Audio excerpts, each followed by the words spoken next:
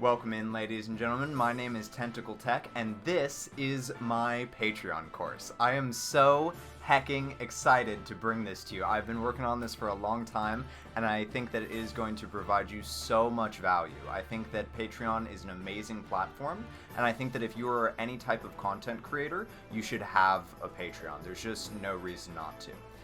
So the way that this course is going to work is it's going to walk you through Patreon. It is meant to be done sitting side by side. So you have the course and you have the Patreon up, okay? And you do them together. It walks you through.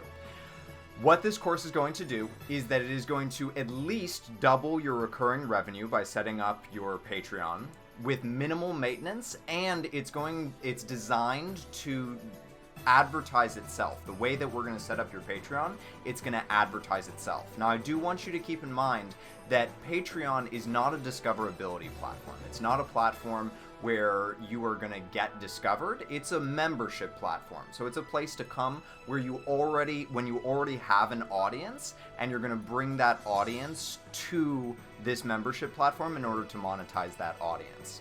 So, like, for instance, if you're a Twitch streamer and you are reaching payout every single month consistently, I think that a Patreon is perfect for you.